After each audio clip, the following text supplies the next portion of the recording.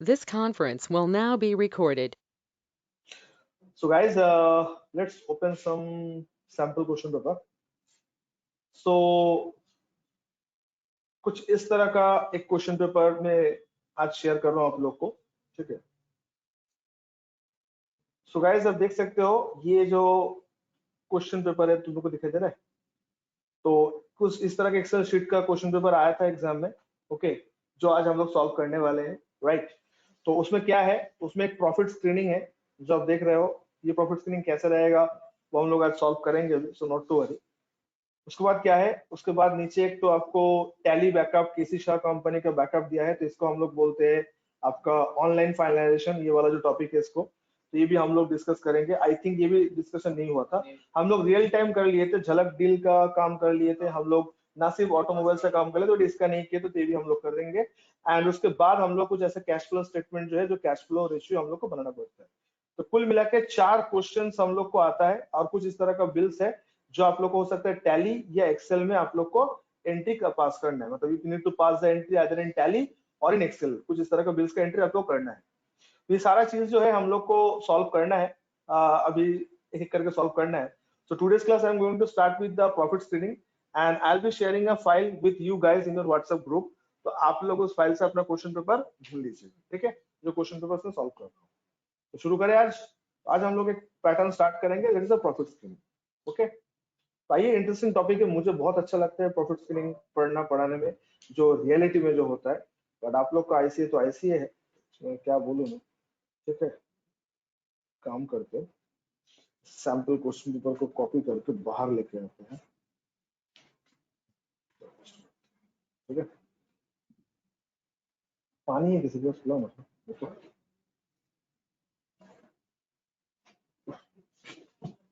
Thank you.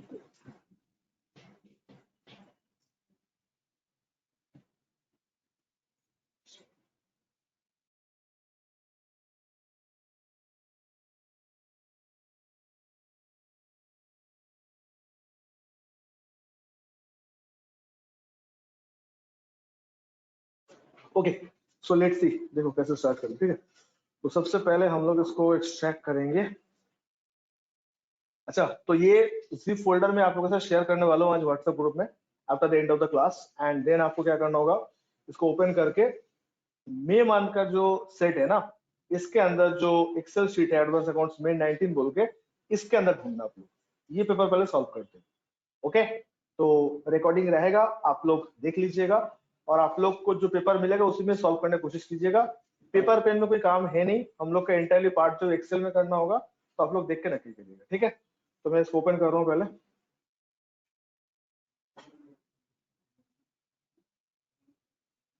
So guys, I hope कि आप लोग को दिखाई दे रहा है, तो एक बार पढ़ो। तुम लोग देख पा रहे हो क्या लिखा हुआ है? पूजा, वहां पे क्या लॉगिन कर लिखा तुम लोग? अच्छा, वेरी गुड, फाइन। तो आई थिंक विजुअलिटी की प्रॉब्लम नहीं भाई। संजू, दिखाई दे रहा है तुम्हारा वो लंबा वाला पार्टनर की तरह का? उसको बोलो वो भी शादी कर ले। वो क्यों चुप है? तो क्या डांस वांस कर रहे, गाना वाना गा रहे हैं क्या वहां पे जाके? शादी के दिन शॉपिंग करने जाए?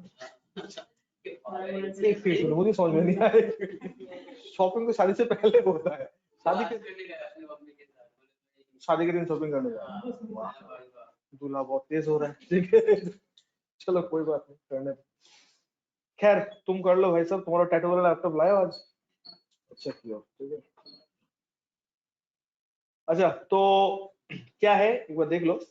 अच्छा, प्रॉफिट स्क्रीनिंग में हम लोग सीखेंगे क्या, तो आइए 15 मिनट डिस्कस कर लेते हैं कि हम लोग का ये सीखने का पर्पस क्या है।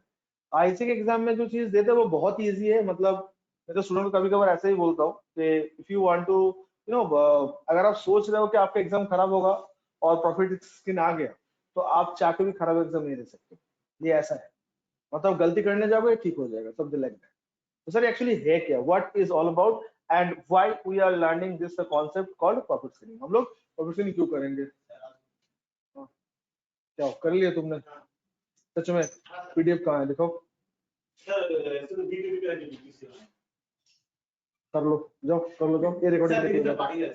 हाँ, तो और भी तो सिस्टम होगा वहां पे, सिस्टम चाहिए तुम्हें? भाई दे दो, तुम लैपटॉप दे दो मुझे। लो लो लो, तुम्हें लैपटॉप चाहिए तो बोलो, हम लोग से मांग लो, ऑलरेडी हम लोग के पास, ले जाओ नेट कनेक्ट कर लेना, अपना समझ के यूज करो, जो पासवर्ड दे दो, पासवर्ड दे दो। कोई घर नहीं जाएगा, जो जाएगा जिससे फ्री में अलाउ नहीं करूंगा, हम बता दे रहे हैं। I am very much serious about the my practical task, उसको मैं 1% कॉम्प्रोमाइज नहीं अलाउ करता हूँ। बुलाओ तुम लोग ग्रुप को, बुलाओ गाइस, ऑनलाइन वाले जस्ट गिव मी 1 मिनट, बुलाओ सब लोग को, बुलाओ जो लोग को नहीं किया बुलाओ। Online student just give me 2 minutes, हां there is some confusion, just give me 2 minutes.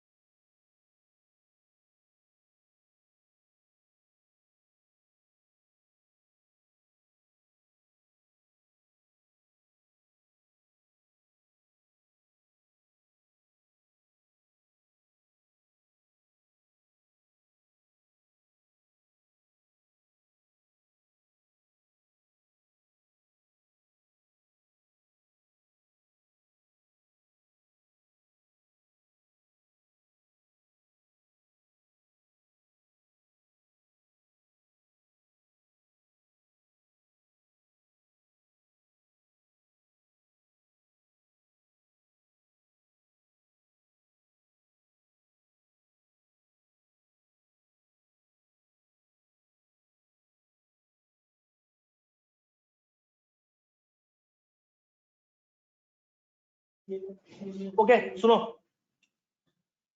तो गाइस ये चीज जो हम लोग सीखने वाले हैं ना आज, हम लोग जीएसटी सॉरी प्रॉफिट स्क्रीनिंग में, ठीक है, तो ये हम लोग को क्या सिखाएगा, प्रोजेक्शन करना। तो अभी जो सबसे चर्चे में जो शो, रियलिटी शो चल रहा है इंडिया में, जो शार्क टैंक शो चल रहा है, तो उसमें देखना हर एक शार्क का एक कॉन्सेप्ट, एक क्वेश्चन, कॉमन क्वेश्चन होता है, खास करके बंसल साहब का एक कॉमन क्वेश्चन होता है कि आप अपना कंपनी को कहाँ देखना चाहते हो 3 साल बाद।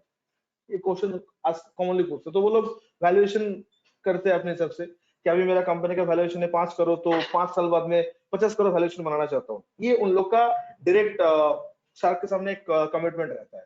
तो फिर वो लोग बोलते हैं कि आप लोग का क्या प्लान ऑफ एक्शन है, क्या करना चाहते हो। तो वो लोग बोलते हैं कि हम लोग ब्रांडिंग में इन्वेस्ट करेंगे, B2B मार्केट से B2C में आएंगे, अपना अपना प्रोपोजल देते हैं, यही करते हैं। तो सर यही टास्क के ऊपर बेस करके वो अपना प्रोजेक्शन बताता है कि 5 साल बाद आप लोग पीडीपी क्लास में कॉमन क्वेश्चन फेस करते हो कि 5 साल बाद आप अपने आपको कहां देखना चाहते हो, कहां you want to place yourself after 5 years. तो यही क्वेश्चन आप बिजनेसमैन बनने के बाद अगर आपको पूछा जाए कि आप अपने बिजनेस को 5 साल बाद कहां लेके जा रहे हो, तो आपका आंसर क्या रहेगा? एटलीस्ट 10 टाइम ऊपर लेके जाना है, कुछ तो सोच करके जाओगे ना, ऐसा सोच नहीं रहोगे तो बिजनेस तो कर नहीं पाओगे। तो सर आज अगर मेरा कंपनी का नेटवर्थ 1 करोड़ है, तो 5 साल बाद अगर मेरा कंपनी का नेटवर्थ 25 करोड़ बनने वाले हैं, तो उसके लिए कुछ प्लान भी तो करना होगा। मैथ जोड़ना तो बहुत इजी है, एक के पास एक जीरो लगा दो 10 टाइम बढ़ जाएगा, but how shall we achieve that path, उसके लिए तो प्रॉपर प्लानिंग तो होना चाहिए। तो उसके लिए हम लोग को प्रोजेक्टेड परफॉर्मेंस रिपोर्ट बनाना पड़ता है। और भी एक शार्क टैंक में अनुपम जी के फेवरेट क्वेश्चन होता है, ये हर पिच में हम देखते हैं, वो उनका एक कॉमन क्वेश्चन रहता है, सेल्स कितना हुआ आपका, पहला क्वेश्चन इतना, और आखिरी मंथ क्या सेल हुआ। देखना कोई भी तुम देख लो जिसमें ठीक ठाक डील मिला है या आर्गुमेंट हुआ है, उनका एक ही क्वेश्चन का पैटर्न है, अच्छा आपका सेल कितना हुआ है लास्ट ईयर का, अभी तक कितना सेल किया और कहां तक पहुंचने वाले, कहां तक लास्ट मंथ कितना सेल हुआ, इस साल और कितना करने वाले। देखिए कॉमन क्वेश्चन था, और वो लोग भी जो सामने बैठ के सामने खड़े हुए जो पिच कर रहा था, वो भी बहुत स्मूथली आंसर देता है कि सर ऑलरेडी मेरा 4 करोड़ हो चुका है, हम लोग इस साल 4 करोड़ अचीव कर लिए और हम लोग क्लोज करने चाहेंगे 14 करोड़। अब जो भी था इट्स इन्फॉर्मेशन था। अब ऑब्वियसली शार्क टैंक का वो शो 15 मिनट का प्रेजेंटेशन होता है, उसके बाद शार्क लोग तो वेरीफाई करेगा, उन लोग का वेरिफिकेशन टीम जाएगा जो तुम प्रपोज को सच में वो है कि नहीं, कि ऐसे ही बोल रहे थे अपने आप को प्रमोट करने के लिए मार्केट में, अपना अपना सबका स्ट्रेटजी होता है। तो आज अगर मैं उन लोग के सामने जाके बोल रहा हूँ कि अभी तक मेरा till the month of January मेरा इतना सेल हो चुका है, फरवरी इतना सेल हो चुका है, मार्च में इतना होने वाला है, तो टिल जो हो चुका है दैट वी नो, बट जो होने वाला है हाउ शैल वी नो? तो इट शुड बी प्रोजेक्टेड। जो चीज पता नहीं वो क्या कर सकते हैं हम लोग, इट शुड बी प्रोजेक्टेड। तो today's class we are going to learn that कि how shall we project ourselves after 1 year, after 2 years, 3 years, 5 years, how? So according to our plan, according to our strategy, after 5 years, after 2 years, हम अपने आप को कहाँ project करेंगे, वही concept सीखने वाले हैं। तो वेरी इंटरेस्टिंग है, very well to do concept है और वेरी लॉजिकल है, लेकिन आप लोग का आईसी के एग्जाम में इतना माथापच्ची नहीं करना है, उतना डिटेल में डीप एनालिसिस का दरकार नहीं होता है। बट हाँ, हम लोग क्लासरूम में जब डिस्कस करेंगे तब तो हम लोग इसके ऊपर चर्चा करेंगे कि आज अगर मेरे मन में कोई बिजनेस का स्टार्टअप आइडिया है या मेरे पास कोई एग्जिस्टिंग बिजनेस है, तो ऑब्वियसली सबसे पहले जो मेरे दिमाग में स्ट्राइक करेगा वो है ग्रोथ। लास्ट ईयर जो मैं किया था, मैं चाहूंगा उससे इस साल एटलीस्ट बेटर करना। ह्यूमन साइकोलॉजी यार, है या ना? तो एटलीस्ट उससे कई गुना बेटर करना, वी वांट दैट। उसके बाद क्या करेंगे सर? उसके बाद उसको अचीव करने के लिए तरह तरह का प्लान सेट करेंगे, तरह तरह का अपना मार्केट सेट करेंगे, देन हम लोग कैलकुलेशंस करेंगे। तो आज अगर कोई भी इन्वेस्टर से मैं अगर पैसा उठाने जाऊंगा, चाहे वो डेट दे या मुझे इक्विटी दे, कुछ भी दे, इक्विटी मतलब पैसा दे या लोन दे दे, भाई वो तो देगा तो मेरे परफॉर्मेंस के ऊपर ही ना। आप पालो शार्क को, आप लोग सब शार्क को, बहुत पैसा है आप लोग के पास, और मैं अपना बिजनेस को लेके आया हूँ और मैं बोल रहा हूँ कि मेरा इस साल का प्रॉफिट हुआ 1 लाख, अगले साल में सोचो 3 लाख का प्रॉफिट होगा। तो तुम बोलोगे निकल पहले फुर्सत में, ऐसे तुम लोग को मैंने बोला है, बोले क्या 1 लाख का प्रॉफिट? तो हम लोग को तो ये तो चिल्लर है हम लोग के लिए, लिटरली यार। तुम लोग देखना बहुत सारा पिच वहां पे ऐसे भी हुआ था, 9 लाख का सेल है, 100 करोड़ का वैल्यूएशन मांग रहा है, और ग्रोवर सब पे भड़क जाता है। उनका तो डायरेक्टली है, वो तो डायरेक्टली मुंह पे बोल देता है, भाई क्या कर रहा है तू, इतना करने से 100 करोड़ का वैल्यूएशन। चल लेडीज हो जेंट्स हो, किसी को छोड़ते नहीं है, सबको ढो डालते एकदम पूरा। वो अपना बंदा कॉन्सेप्ट बहुत क्लियर है, सही बात है। एक दो मैडम थी आए थे, वो कहाँ से, शायद एक बेंगलुरु से एक बॉम्बे से आए थे। हाँ हाँ एग्जैक्टली, कुछ ऐसा फेमिनिज्म वाला पार्ट हुआ था, ऑल दैट। तो उनका सेल ही हुआ था कुछ इतना, मतलब 9 लाख के आसपास कुछ ऐसा हुआ था, and they are asking for 300 crore का वैल्यूएशन, कुछ ऐसा बोला था। तो सब लोग गुस्सा हो गए थे यार, मतलब ये क्या है। इवन वो जो अनु, क्या नाम उसका, गुप्ता जी का लड़का आ रहा है, अवान गुप्ता, वो भी बोल रहा है ये तो कुछ है ही नहीं, डजंट मेक एनी सेंस। तो ऐसा होता है, लोग ऐसे सोचते हैं, तो ऑब्वियस बात है। तो आज हम लोग वही सीखने वाले हैं कि सर मेरा एग्जिस्टिंग परफॉर्मेंस से मैं अपने आप को कैसे प्रोजेक्ट करूं, नंबर 1। नंबर 2, अगर मेरे मन में कोई बिजनेस आइडियाज है तो उसको मैं कैसे प्रॉफिटेबिलिटी शो करूं। आज ऑब्वियस बात है, अगर मैं मार्केट से जो मैं अपना एग्जांपल ही दे रहा हूं, जब मेरा कोई इन्वेस्टर से बात होता है तो इन्वेस्टर सबसे पहले बोलता हूं कि तुम पैसे करोगे स्ट्रेट अवे। अगर मैं दोस्त भी इन्वेस्टर बनता है मेरा, मैं पहले दोस्त लोग की अप्रोच करता हूं जो मेरा कनेक्टिविटी में है, अननोन लोग मुझे क्यों हाथ लगाएगा। तो वो लोग का भी पहला सवाल आता है दोस्ती यानी भूल के, भाई पैसे करेगा क्या, कहाँ इन्वेस्ट करेगा, मार्केट का तो ये हाल है, शेयर मार्केट में लगेगा तो रिस्क हो जाएगा, तो पैसा लौटाएगा कैसे। ऑब्वियस बात है, आज के डेट में किसी के पास नॉलेज सबके पास है इंटरनेट के जमाने में। तो आज अगर तुम कुछ बोलोगे तो वो डेफिनेटली बोलेगा, अगर तुझे मैं 1 करोड़ रुपए देता हूँ, फॉर एग्जाम्पल 10 लाख रुपए इन्वेस्ट कर रहा हूँ, और तू मुझे बोल रहा है कि 20% रिटर्न देगा, बता कैसे देगा। पहला क्वेश्चन ही रहेगा, what is your plan of action. अब इन्वेस्टिंग का बिजनेस में सबको पता है लॉस अगर होगा तो लेना पड़ेगा, क्योंकि इट्स नॉट अ मॉर्गेज। आज अगर इन्वेस्टर मुझे 10 लाख दे रहा है एज एन इन्वेस्टमेंट, और बदले में वो मेरा इक्विटी ले या डेट ले, जो भी ले, लॉस होने पे उसको भी तो भरपाई करना होगा ना। वो कौन सा कोलेटरल लेके दे रहा है, स्टॉक मार्केट में कोलेटरल नहीं चलता है, पूरा ट्रस्ट के ऊपर चलता है पूरा धंधा। तो सर तो मुझे पूछा जाता है क्या करोगे क्या नहीं करोगे, तो मुझे उन लोगों के सामने पूरा बिजनेस का एनालिसिस करना पड़ता है कि मेरा प्लान है आपका 10 लाख का 20% इस सेक्टर में इन्वेस्ट करना है, 10% इस सेक्टर में इन्वेस्ट करना है, मिनिमम रिटर्न इतना है, मैं इतना कमाऊंगा, आपको इतना लौटाऊंगा, तब जाके उसके साथ मेरा डील फाइनल होता है। मैं सच बोल रहा हूँ, एक सिंपल डील क्रैक करने में ना दिमाग का मतलब क्या बोल दही हो जाता है। तुम बोलोगे भाई मैं तेरा फायदा करा रहा हूँ, तू मुझे आज 1 लाख रुपए देगा, मैं तुझे 1 साल बाद 1,40,000 रुपए लौटाऊंगा, जीरो रिस्क पे, फिर भी मुझे इतना कन्विंस करना पड़ रहा है। Yes sir. तो आज हम लोग का जो टास्क होगा वही चीज होगा कि आपका बिजनेस के ऊपर लोग पैसा क्यों लगाएगा। Getting my point. देखो ये सब पार्ट अगर आप लोग सोचोगे तो अच्छा लगेगा, एग्जाम के तरह सोचोगे तो लाइफ में कुछ नहीं होगा, एग्जाम पास होगा और कुछ नहीं होगा। पूरा बिजनेस का जो चलता है इंडिया में, आपको क्या लगता है सब बिजनेस खुद का बिजनेस से चलता है? रिलायंस इंडस्ट्रीज से लेके जितना इंडस्ट्रीज तुम पकड़ लो, इन लोग का खुद के पैसे से बिजनेस है कि पब्लिक पैसे, पब्लिक के पैसे भी है, तो बदले पब्लिक को क्या मिलता है? इक्विटी मिलता है। आज रिलायंस पे अगर तुम 100 करोड़ इन्वेस्ट करोगे, तुम्हें हो सकता है 0.5% की इक्विटी मिले वहां का, 0.5% उसके वैल्यूएशन के हिसाब से, फिर भी 100 करोड़ भी नहीं आएगा, तो बहुत ज्यादा हो गया। तो इसका मतलब क्या हुआ? तुम रिलायंस के इक्विटी होल्डर हुए, तो रिलायंस को तुम्हारा पैसा है, ये पैसा का मजा कौन लेगा? रिलायंस इंडस्ट्रीज लेगा, उसके ऊपर हक तुम्हारा भी है। तो पूरा बिजनेस आज ऐसे चलता है। अब तुम सोच ही लियोगे सेल्फ स्टैंडर्ड कि मुझे बिजनेस करना ही नहीं है, मैं जॉब करके अपना जिंदगी गुजारा कर लूंगा, तो भाई ये कॉन्सेप्ट तुम एग्जाम पास करने के लिए सीखो। और अगर बोलोगे नहीं सर मुझे अकाउंटेंट का काम करना है और मुझे मेरा क्लाइंट के लिए बनाना है ये चीज, मेरे पास बिजनेस आइडिया नहीं बट क्लाइंट के लिए है, तो क्लाइंट के लिए बनाना होगा, तो जब तक तुम खुद से कन्विंस नहीं कर पाओगे, तुम तुम्हारा क्लाइंट का 1% भी बेनिफिट नहीं करोगे। अब क्लाइंट किस लिए बनाता है? क्लाइंट बैंक वालों को कन्विंस करने के लिए बनाता है।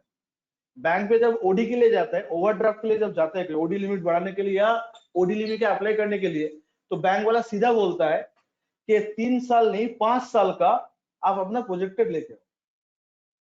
तो उसमें तुम अगर कुछ भी अनसंड बना रहे हो और बैंक मैनेजर अगर कन्विंस नहीं हुआ तो देगा ही नहीं। देखो खेला तो जीरो का है, मैं बता दूंगा, इस बार 10 लाख का सेल हुआ, अगले बार 1 करोड़ का सेल होगा, 100% ग्रोथ, उससे भी ज्यादा। तो आप बोले ये क्या वायबल है? लोग एक्सेप्ट करेगा कि लास्ट ईयर मेरा 10 लाख का सेल हुआ है और इस बार मेरा 1 करोड़ का प्रोजेक्शन है? अगर ऐसा है तो कैसे? एक्सप्लेन करो कैसे, वर्क ऑर्डर दिखाओ कि कितना तुम्हें मिल गया है, कितना मिलने वाले हो। तो ये सब चीज तभी कोई स्टूडेंट्स अपने क्लाइंट को बचा पाएगा या अपने क्लाइंट के लिए सर्व कर पाएगा, जब वो खुद इस चीज को महसूस करेगा कि भाई मुझे चाहिए क्या। वो ग्रोवर सब बोलते हैं ना, भाई तुझे क्या चाहिए, इन्वेस्टमेंट चाहिए कि हेल्प चाहिए? तो पहले आप सोचो चाहिए क्या आपको, इन्वेस्टमेंट चाहिए कि हेल्प चाहिए? बात सही था, उसका बात सुनने में बुरा लगता है पर बंदा बात इलॉजिकल नहीं करता है। भले उसको वे ऑफ टॉकिंग थोड़ा हार्श है, रूड है, मुंह पे धड़ाधड़ बोल देता है अपना डिग्री वेस्ट कर रहा है, बादाम का दुकान खोल ले, जूस का दुकान खोल ले। एक बंदे को तो बोल ही दिया था, मैकेंजी में काम करता था, कि भाई तू अगर जूस का ठेला लगा लेता तो ज्यादा धंधा कर लेता, तो क्या बना रहा है, क्या पिला रहा है, फ्लावर का नहीं फूल का बिजनेस कर रहे। तो हार्श है बट बात रियलिटी है, बिकॉज वो लोग वो स्ट्रगल किए। तो भाई साहब वही वाला पार्ट यहाँ पे भी है कि अगर आपको इस चीज को अच्छे से करना है, बोलो क्या हो गया, पीडीएफ डाउनलोड कर लिए, वेरी गुड, कर रहे हैं वो लोग कर रहे हैं, ठीक है। तो सर वही चीज आपको समझना पड़ेगा कि आपको चाहिए क्या, आपको मतलब क्लाइंट को चाहिए क्या। यहाँ पे कोई फॉर्मूला सेट नहीं होता है, यहाँ पे जो सेट होता है, सेट होगा आपका प्रिडिक्शन, मार्केट सेंस एंड आपका प्रोएक्टिवनेस। प्रोएक्टिवनेस मतलब आप प्रिडिक्ट कर लेते हो कि आने वाले 6 मंथ में क्या होने वाला है। Indian business, not only Indian, पूरा वर्ल्ड बिजनेस में सक्सेसफुल आज वही है जो लॉकडाउन को प्रिडिक्ट कर दिया कि ऐसा होने वाला है, मार्केट इस तरह बाउंस करेगा।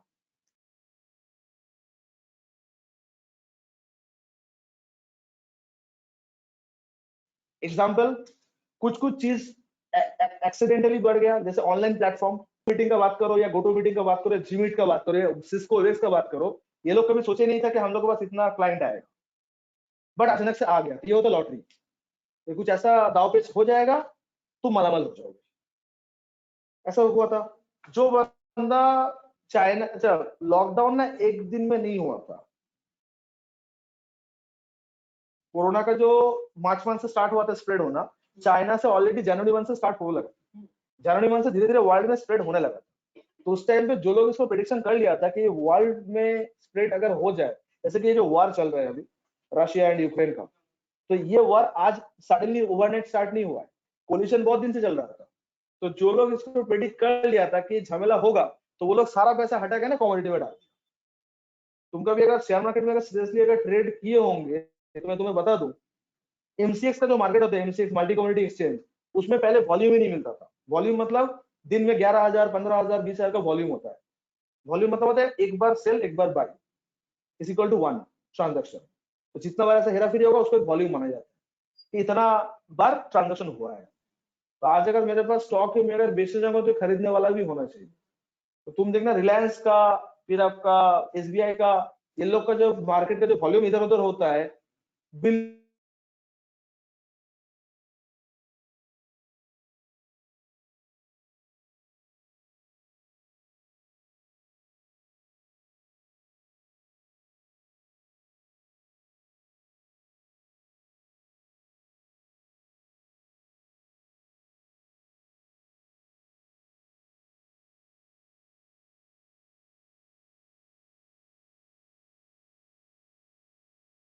बिलियंस मिलियंस में होता है, लोग इसमें है, तो उसमें उछलना गिरना बहुत आम बात है, लेकिन किया उसमें ऐसे तो जैसे फ्राइडे का मार्केट सब स्टॉक नीचे चला गया, उतना ऊपर जा रहा है कि अगर गिरेगा तो कहां बढ़ेगा, तो लोग कमोडिटी में शिफ्ट होता है। सिल्वर 2000 बढ़ गया 2 दिन में, 1000 का लॉट होता है, एक लॉट में 2000 बढ़ा, तुम्हारे पास अगर 100 लॉट होता है दिन में 2000 करो, उतना प्रॉफिट तुम्हारा। और जो लोग टीसीएस होल्ड करके रखा है, जो लोग टाटा पावर होल्ड करके रखे, पूरा गिर गया, 260 का शेयर 200 में आ गया। तो ये प्रोडक्टिव बनना पड़ेगा। तो असली बिजनेस का मतलब वही होता है जो प्रोजेक्शन में अपना प्रोएक्टिवनेस दिखाता है।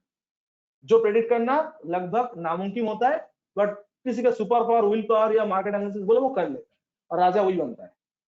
क्राइसिस के टाइम पे भी वो सुपर बिजनेस करके निकल जाता है, अच्छा टाइम पे हर कोई बिजनेस कर लेता है। मतलब एग्जाम तब होता है जब तुम्हारा क्राइसिस चलता है। जैसे सीएफ हमको पता है क्या लॉकडाउन के चलते सबसे ज्यादा इफेक्ट उन लोग का हुआ, क्यों? क्लाइंट ओरिएंटेड बिजनेस है। अगर क्लाइंट ही रेवेन्यू अर्न नहीं कर पाएगा तो उन लोगों को फीस कहां से भरेगा? तो गवर्नमेंट ने पहले जीएसटी 9 फी चार्टर्ड अकाउंट से साइन कराना कंपलसरी था, लॉकडाउन के बाद उसको हटा दिया, पूरा सेल्फ सर्टिफाइड चलेगा। मतलब जो रेवेन्यू कल सीए को मिल रहा था आज वो सीए के पास शायद नहीं जाएगा, क्यों? वो अपने अकाउंटेंसी करा लेगा। तो इफेक्ट हुआ है यहाँ पे। अब जो चार्टर्ड अकाउंटेंट उसके ऊपर डिपेंडेंट था, सोचो उसका रेवेन्यू क्या होगा, वो भी ऊपर नीचे हो जाएगा। तो ये जो प्रोजेक्शन करने में सब चीजों को ध्यान रखना होगा। अब जो लोग ट्रांसपोर्ट में है वो लोग का क्या प्लान करेगा कि अभी इंडिया में इलेक्शन चल रहा है, फ्यूल का प्राइस एक जगह पे स्टैग्नेंट है, सबको पता है। आज यूपी का लास्ट डेट है, आज नहीं कल शायद लास्ट डेट होगा, ठीक है, 7 को लास्ट डेट है ना, और 10 को रिजल्ट है शायद, ठीक है। जैसे यूपी इलेक्शन ओवर होगा सीधा प्राइस ऊपर जाएगा और ट्रांसपोर्ट पे इफेक्ट आएगा, बिकॉज फ्यूल तो वही कंज्यूम करता है। ये क्या दिक्कत है?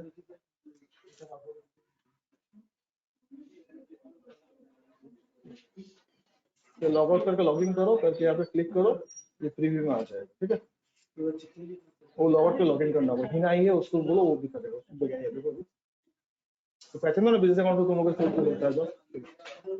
तो गाइस आप अगर ट्रांसपोर्टर हो तो सपोज मान लो आपका गाड़ी पर डे सॉलिड तेल खाता है, और अगर कल डीजल का 5 रुपए बढ़ जाता है तो तुम्हारा डेली का 500 खर्चा बढ़ जाएगा। तो जो रेवेन्यू तुम आज प्रोजेक्ट कर रहे हो फॉर ट्रांसपोर्ट बिजनेस, उससे 500 रुपए लेस करो। और आपको पता है पेट्रोल डीजल का दाम जब बढ़ना चालू हो तो नीचे आने का नाम नहीं लेता है। इस जमाने में तो नहीं हुआ है, कोई अगर इलेक्शन ना आए तो 5 रुपए 6 रुपए बढ़ते जाएगा। अब मान लो एक महीने में 8 रुपए बढ़ गया तो आपका सॉलिड तेल लगता है तो 800 करके पर डे खर्चा बढ़ गया। ये खर्चा कौन देगा? अपने रेवेन्यू से काटना होगा। तो तुम अगर ट्रांसपोर्ट बिजनेस में अपना प्रॉफिट प्रोजेक्ट करोगे तो लॉस हो जाएगा तुम्हारा। तो सर आपको क्या करना होगा? आप देखो फ्यूल का सब्स्टिट्यूट ढूंढो। तो लोग क्या करते हैं, डीजल के बदले केरोसिन से चलाने का सोचता है, लेकिन सब लोग केरोसिन में जब शिफ्ट होते केरोसिन भी दाम बढ़ा दिया, और भाई उसको भी तो डिमांड हो जाएगा ना। केरोसिन जो होता है, मजाक नहीं कर रहा हूँ, जितना सारा व्हीकल चलता है रास्ते में, जिन लोगों का व्हीकल के पीछे ओके लिखा हुआ रहता है, ओके, तो ओके का मतलब ऑल ओके नहीं है व्हीकल के पीछे, ओके का मतलब होता है ऑन केरोसिन। तो उस व्हीकल में केरोसिन यूज कर सकते हो आप, ये अलाउड है। अगर आपको गाड़ी का इंजन परमिट करे, वो अगर चल लेगा तो डीजल में केरोसिन डाल के चला सकते हो। लोग करते हैं ऐसा। केरोसिन का 80 रुपए लीटर है, डीजल का 90 लीटर है, 10 रुपए बचाओगे तो रेवेन्यू आपका 1000 का बचत हो जाएगा।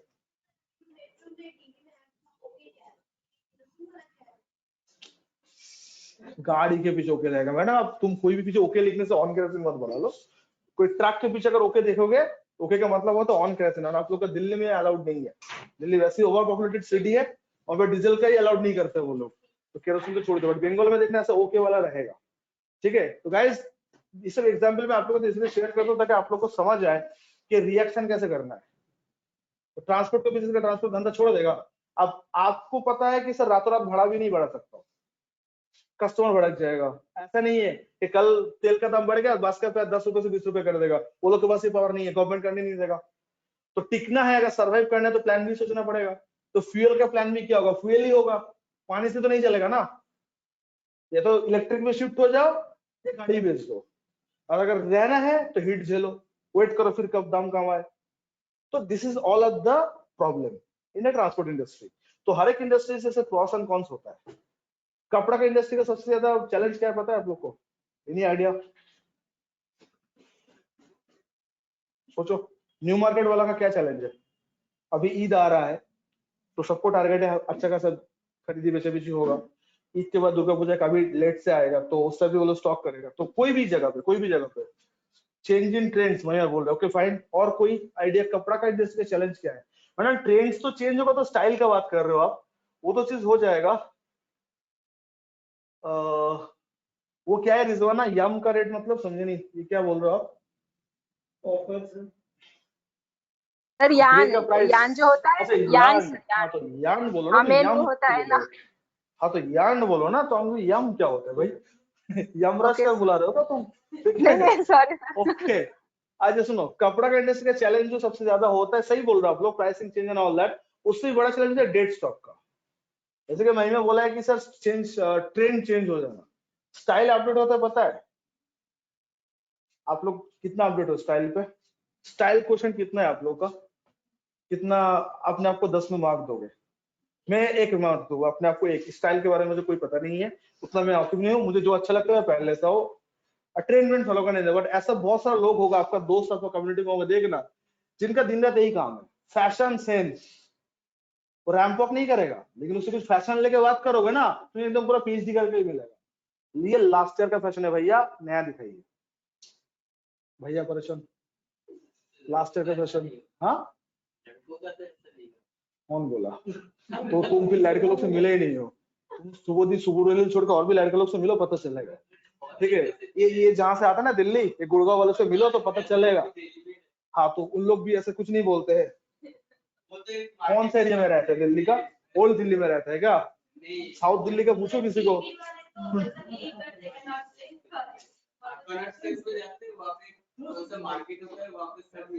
हाँ हाँ, तो स्टाइल ट्रेंड होता है भाई। सुनो, तो कपड़ा का मार्केट में डेड स्टॉक यही होता है कि आपने मान लो बहुत ज्यादा उठाया मार्केट कपड़े से, और आपका दाव गलत हो गया है और वो स्टॉक बिका नहीं है। जैसे कि लास्ट ईयर ईद के टाइम पे मैं बता रहा हूँ, कोलकाता का सिनेरियो बता रहा हूँ, न्यू मार्केट और बड़ा बाजार, ये जो दो एरिया है, ये कपड़ा का पूरा कंट्रोल करता है B2C का। B2B के नहीं, मैं B2C का बात कर रहा हूँ। देखो B2B वही करेगा जो B2C चाहेगा भाई, कस्टमर जो चाहेगा B2B वही चीज कह रहे हैं, मानते हो ना बात को? तो आज मान लो लास्ट ईयर जो ईद हुआ था लॉकडाउन के टाइम पे, तो उस टाइम पे जो फैशन उस टाइम पे अवेलेबल था दुकान में ना, वो एक भी फैशन ये लोग नहीं रखेगा। हमने एक दुकानदार से पूछे भी थे, जकरिया स्ट्रीट जानते होंगे आप लोग, तो वहाँ पे बहुत सारा ये होता था। हमने बोला भैया ये जो स्टाइल है लास्ट ईयर देख के गए थे, तो वो स्टाइल इस बार मिलेगा? बोले भैया क्या बोल रहे हो, लास्ट ईयर का चीज यहाँ पे लोग लेगा ही नहीं। हमने बोला कैसे? बोले कस्टमर फोटो लेके जाता है, चेक करके जाता है, तो जैसे मैं लास्ट ईयर का सामान दिखाऊंगा ना उसको पता चल जाएगा ये तो लास्ट ईयर ईद में था, इस साल का नया क्या है। तो हमने बोला अगर लास्ट ईयर में ईद में अगर नहीं बिक गया आपका तो क्या करोगे आप? बोले या तो डिस्काउंट में निकलना होगा या फिर कुछ और प्लान सोचना पड़ेगा। तो dead stock is a very challenge. Dead stock मतलब जो स्टॉक नहीं बिकता है। तो रिजवाना सही बोल रहे हैं, तो अगर रिटेल सेक्टर में जाओगे तो that is the biggest challenge, trend change होना। Yes sir. Madam Puja, trend follow करते हो कि जो अच्छा लगे ले लेते हो? तुम लोग इतना lenient हो, कोई बस चूज। दिल्ली वाली मैडम,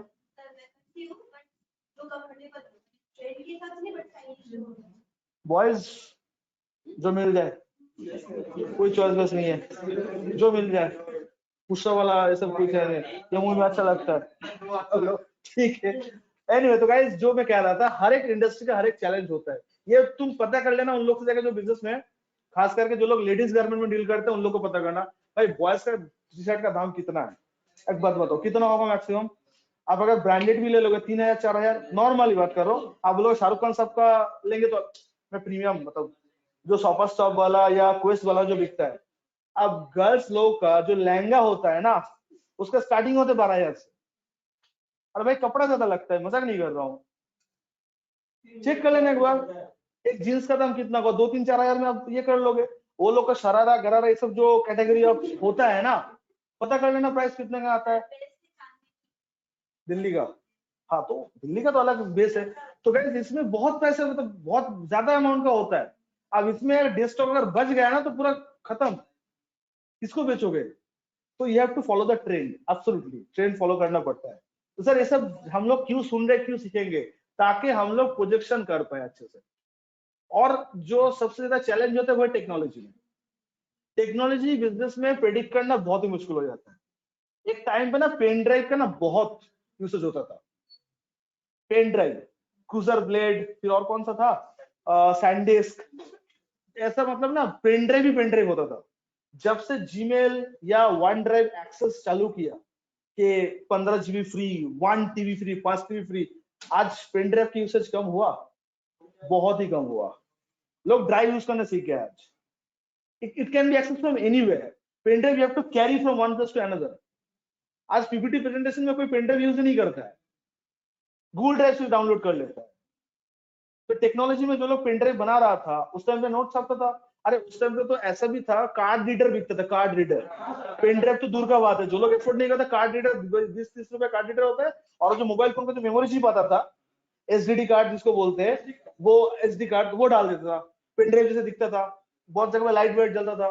तो थोड़ा अलग मार्केट था। आज देखो तो कितना दुकान में कार्ड रीडर होता होगा, कितना लोग खरीदता होगा। ओटीजी का एक टाइम पे बहुत ही क्रेज होता था। ओटीजी जानते हो ना, वो जो पहला वाला जो टाइप बी जो था केबल था, वो जो फोन के साथ कनेक्ट करने का। आज ये देखना बहुत ही मतलब लिमिटेड हो गया। हाँ, पेन ड्राइव से ओटीजी फोन में डालने के लिए होता है। तो आज ये सब लिमिटेड हो गया है। क्यों? बिकॉज लोगों के पास ड्राइव का एक्सेस आ गया है। मैं खुद अपने बता रहा हूँ, एक टाइम पे जब क्लास में कुछ शेयर कहीं होता था तो मेरे पास इतना सारा पेन ड्राइव आता था। मैं पोर्ट में डालता था, शेयर करता, छोड़ देता था।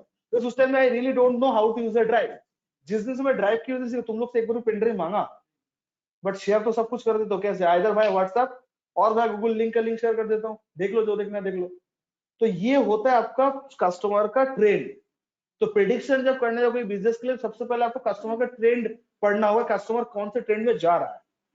आज मोबाइल फोन का मार्केट छोड़ के, लैपटॉप का मार्केट छोड़ के, बाकी टेक्नोलॉजी में ना रिस्क है। रिस्क मतलब कहीं भी चेंज हो जा सकता है। मोबाइल फोन का सब्स्टिट्यूट अभी आएगा नहीं, और आएगा तो मोबाइल फोन ही आएगा। और क्या आएगा? टच स्क्रीन का सब्स्टिट्यूट क्या आएगा?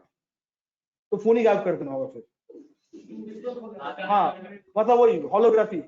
अच्छा, फोन करने रुक जाओ, ऐसे कर लिए, टाइप कर लिए, चलो हो गया। अब ये मूवी तक ठीक है, जेम्स बॉन्ड का मूवी तक ठीक है, रियलिटी में चेक करना बहुत मुश्किल हो। तो फोन अभी रहेगा। लैपटॉप का रिप्लेसमेंट क्या होगा? I don't think so laptop का रिप्लेसमेंट कुछ होगा अभी। ये टैब शॉप के लिए ठीक है, काम करने के लिए कोई टैब यूज नहीं करेगा, ना तो सिर्फ व्हीलू का भी यूज करेगा, ना एसी का, सबको पता है। तो ये रहेगा। बाकी जो चीज है ना उसमें मुश्किल है। मुश्किल मतलब you have to follow the trend. हाँ, डेस्कटॉप नहीं, डेस्कटॉप जो लोग का डेस्कटॉप का रिक्वायरमेंट होता है, टीसीएस के भी लैपटॉप का ऑर्डर नहीं देगा, वो लोग डेस्कटॉप का ही देगा, विप्रो। बिकॉज देखो, डेस्कटॉप लैपटॉप का अलग से एक ना क्या बोलूं, उसका जो प्रोसेसर होता है, अब जो लोग थोड़ा प्रोग्रामिंग लैंग्वेज में काम करता है वो लोग लैपटॉप लेगा ही नहीं, बिकॉज डेस्कटॉप का प्रोसेसर अलग लेवल का होता है। कोर i7 का प्रोसेसर जो लैपटॉप वर्जन है और जो डेस्कटॉप वर्जन, दोनों का परफॉर्मेंस देखना, आसमान जमीन का फर्क है। क्या संजू गलत बात बोल रहे हैं क्या? डेस्कटॉप के लिए जो वर्जन निकलता है उसका परफॉर्मेंस, और वही same category of processor laptop में यूज करना, परफॉर्मेंस में आसमान जमीन का फर्क। लैपटॉप सेफ होते कैरी करना, प्रेजेंटेशन देना, that is for the laptop, but desktop is desktop. वो दोनों का मार्केट अभी भी एज इट इज है, there will be no changes at all. Now what to do sir? Sir next होता है हम लोग का वो जो क्या बोलते हैं, एक टाइम पे मैं लास्ट एग्जांपल लेके फिर आगे जाऊंगा। 2013 का बात कर रहा हूँ। मैं जिस सीए के अंडर पढ़ाई कर रहा था एंड थोड़ा काम भी सीख रहा था, मेरा जिनके साथ काम करना स्टार्ट होता लाइफ में, तो वो ये काम करता था, उन्हें सिखाता था उस टाइम पे कि कैसा करना चाहिए। कि चार्टर्ड अकाउंटेंट बनने के बाद अगर पैसा छापना है तो ये इंडस्ट्री में आना है, बिकॉज रिटर्न फाइल करके आपको पता है कितना पैसा मिलता है। हार्डली 500-10,000 ही मिलेगा, उससे ज्यादा नहीं मिलेगा। कोलकाता में तो एटलीस्ट नहीं मिलेगा। अगर लाखों में छापना है तो प्रोजेक्ट वर्क करना सीखो, जहाँ पे परसेंटेज में फीस मिलता है। किसी का 5 करोड़ का फंड तुम करा दोगे तो उसके परसेंटेज वो तुम्हें देते हैं। सेटअप रहता है भाई, इन्वेस्टर को कन्विंस करना इज नॉट अ आम बात होता है।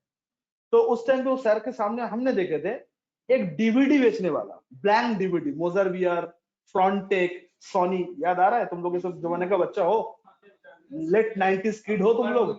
उस टाइम पे सीडी ड्राइव होता था, बर्न करना पड़ता था उसमें कोई भी चीज को। तो बॉस जैसे फ्रंटेक वन टाइम होता था, मतलब एक बार बर्न करो खत्म, और यूज नहीं होगा। सोनी लेके आया था रीराइटेबल, मतलब एक बार यूज होगा, फिर इरेज करोगे, फिर डालोगे। उस टाइम पे सोनी के किसी के ब्लैंक सिटी किसी के पास होता रीराइटेबल वाला, हम लोग उसको मतलब बात तो टेक्नोलॉजी बहुत आगे लेके जाएगा। मतलब सिटी में पेन ड्राइव भी नहीं, मैं पेन ड्राइव से पहले का बात कर रहा हूँ। 1 करोड़ रुपए एचडीएफसी बैंक से प्रोजेक्ट करवाता ब्लैंक सिटी को दिखा के, मतलब उस बिजनेस को प्रोजेक्ट करके। आज मैं अगर ब्लैंक सिटी का बिजनेस में आ जाऊं तो मुझे उसको एज ए प्रॉप यूज करना होगा। बैंक मैनेजर बोलेगा कर क्या रहा है तू, दुनिया ड्राइव में चला गया, तो सिटी में पड़ा है। हाँ एग्जैक्टली कौन खरीदते, तो आज किसी को हम बेच भी दिए तुम डालोगे कहां? कोई भी लैपटॉप डेस्कटॉप में ड्राइव ही नहीं देता है, तो सीडी बर्न करना होगा, एग्जैक्टली बर्न करना होगा। पहले डेटा बर्न होता था, अब उसको ही बर्न करना होगा, कोई काम ही नहीं आएगा। या फिर तुम बच्चे लोगों को दिखाते हो, देखो ये कुछ होता था एक जमाने में, ठीक है, एंटीक शॉप, फ्लॉपी डिस्क देखो आप लोग, पहले जमाने में फ्लॉपी डिस्क हुआ करता था। हाँ एकदम 1.3 MB का मेमोरी होता था, एक स्प्रिंग आता था, उसको खोलोगे तो कट जाता था। तो फ्लॉपी डिस्क देखो, कभी काम किया हो? संजू सोच रहे फ्लॉपी डिस्क क्या होता है, टाइप करना फ्लॉपी डिस्क, देखिए दिख जाएगा। तो उस जमाने का था। तो टेक्नोलॉजी में चैलेंजेस है। तो आज बहुत सारा कंपनी फ्लॉपी डिस्क बेच के करोड़पति बना, वही कंपनी पेन ड्राइव भी बेचा, आज क्या बेच रहा है? टाइप सी केबल बेच रहा होगा, मार्केट में जो चल रहा है type C charger. Pen drive बेच के भी धंधा नहीं बनेगा अभी, पेन ड्राइव कौन खरीदने आएगा? तुम लोग के पास है पेन ड्राइव कलेक्शन है, शायद खरीदे होंगे 2-3 साल पहले, वही यूज कर रहे होंगे। तो क्या बेच दिए पेन ड्राइव, फिर बेच दिए पेन ड्राइव, वायरस घुस गया। अच्छा हाँ पेन ड्राइव में ए साइड और बी साइड वाला कैसे, मुझे उतना अच्छा नहीं लगता, बहुत बकवास लगता। खुद का पसंद के गाने के लिए वेट करना पड़ता था कि ये गाना खत्म होगा, 5 नंबर में कोई गाना है और मुझे वही वाला सुनना था, ठीक है। तो पहले तो उसको रिवाइंड फॉरवर्ड करो, तो फॉरवर्ड 5 मिनट से करो, वो एकदम पूरा 2 से घूमते गर्म होने के बाद मान लो इधर उधर हो गया, तो उसको निकालो, फिर उसको जो टेस्टर आता था उससे करो, फिर आए सीडी, सीधा टाइप करो, हो जाएगा। अब छोड़ो क्या, अभी सब पूरा ऑनलाइन प्लेटफॉर्म। एलेक्सा को बोला, अभी उसे बोलने का दरकार, एलेक्सा प्ले दिस सॉन्ग, सब हो जाएगा। तो this is a technological upliftment. Anyway, तो सर हम लोग क्या करें, इस चीज को करना छोड़ देनी एकदम नहीं। मैं जो चीज बताने जा रहा हूँ, अगर इसको प्रोफेशनली करना है कभी, तो आप सबसे पहले जो काम करोगे वो है, जिनके लिए करने जाओगे उनका इंडस्ट्रियल चैलेंज सोचोगे। मेरे पास एक क्लाइंट आया था 2018 में, स्कूल बनाना था उसको, स्कूल बनाना था, हाई स्कूल बनाना था, जमीन जमीन सब था, तो बोला था कि सर बना दीजिए। 5 करोड़ का लोन उसको चाहिए था। तो उसका जो बैंक मैनेजर था वो बोला था प्रोजेक्ट बना के लेके हम सोचेंगे। तो 2018 से उसको चालू हुआ था, प्लान सैंक्शन होता 2019 हो गया, प्रोजेक्ट सब बन गया, बैंक में सबमिट करने का लॉकडाउन हो गया। मैनेजर बोल रहा है स्कूल ऑन होल्ड। उसको भी पता है स्कूल अभी बनाने जाएंगे तो स्कूल में कोई आएगा नहीं, क्यों? अभी सब पढ़ाई घर से हो रहा है। तो कोई सोचा था? तो जो लोग स्कूल के लिए प्रोजेक्शन कर लिया था, अब क्या करेगा पैसे लेके? उसको अगर फंड मिल भी जाता उस टाइम पे, क्या होता क्या है, वो अपने स्कूल में अपने आप को एडमिशन करता। ऑब्वियस बात है।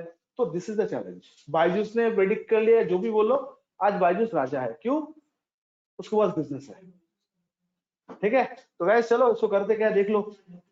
तो पहले मैं आप लोग को आईसीए का कैसे सॉल्व करना है वो दिखा दे रहा हूँ, फिर आप लोग के पास अगर टाइम और अगर आप लोग को ये रहे कि हाँ हम लोग को सीखना है, तो प्रैक्टिकली दिखा दूंगा इसको करते कैसे।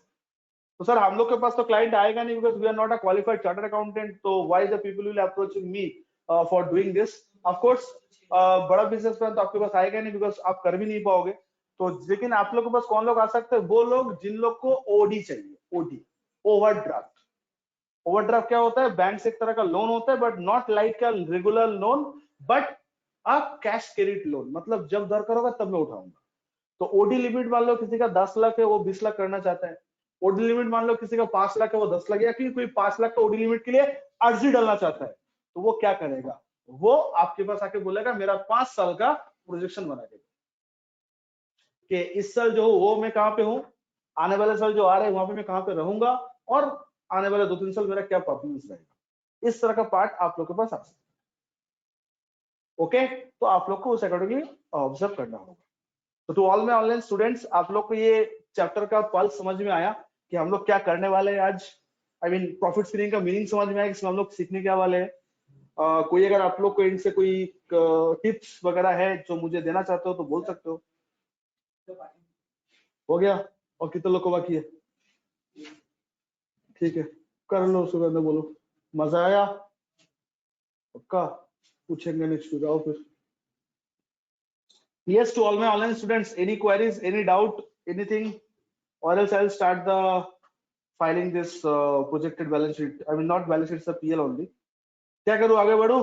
ऑनलाइन वालों बोलिए आप लोग, ऑफलाइन लोगों से तो बातचीत हो गया है, आप लोग का जो कंसेंट है वो बता दीजिए प्लीज। कोई कंफ्यूजन नहीं है? बोर हो गए आप लोग? तो ऐसे बोर मत हो जाइएगा, शार्क टैंक देख के आपने आपको शार्क मत समझिएगा। हाँ, लोग जब से वो स्कैम 1992 आए, सब लोग अपने आप को हर समय समझने लगता था। स्टूडेंट आके बोला सर मेरे पास 1000 रुपीज है, कौन सा स्टॉक में बाई करूं? आपने बोला स्कैम 1992 देखा ना? बोले हाँ, ठीक है तो बाई मत करो, 1000 से कौन सा शेयर तुम ऊपर लेके जाओगे, ठीक है? तो यस प्लीज शार्क टैंक के इंटरव्यू देख के अपने आपको पीयूष बंसल मत समझिए। अगर आपको बनना है उसके तरह तो मार्केट का हिट को पहले समझना सीखिए कि मार्केट मूव कैसे करता है। अब हाँ, ये एक दिन का बात नहीं है, long term process, research work के बाद ये चीज सामने आता है। और ये हर एक का डिक्शनरी में कॉमन वर्ड होता है, वो है स्ट्रगल। चाहे आप कोई भी हो, देखो आप चार्टर्ड अकाउंटेंट हो, आप डॉक्टर हो, वो आपका प्रोफेशन है, you are not a business. Business और प्रोफेशन में अंतर समझते हो ना? बोले थे कभी आप लोग को? भाई साहब बोलो, बिजनेस और प्रोफेशन में क्या अंतर है? 2 मास पहन रहे हो, सांस लेने में प्रॉब्लम नहीं होता? किस चीज का डर है अभी? ओमिक्रॉन पार्ट 5 आ गया क्या? इससे तुम्हारा चल बोलो, तुम्हारा कंफर्टेबल हो तो बोलो, आई डोंट माइंड, बोलो क्या डिफरेंस है बिजनेस और प्रोफेशन में? क्या बिजनेस रिस्क है, प्रोफेशन में रिस्क नहीं है। फाइन, मतलब risk in the sense profession में लॉस नहीं हो सकता है। पूछ लो भाई, तुम बोल रहे हो, मैं एक्सप्लेन कर रहा हूँ। तुम लोग अगर मुझे एक्सप्लेन नहीं कर पाओगे तो इन्वेस्टर को क्या एक्सप्लेन करोगे यार? बहुत ही नेगेटिव सोच, ठीक है? दुआ करो लोग के लिए परफॉर्म कर, क्या पैर तोड़ने में लगा हुआ हो। यस बोलो भाई साहब।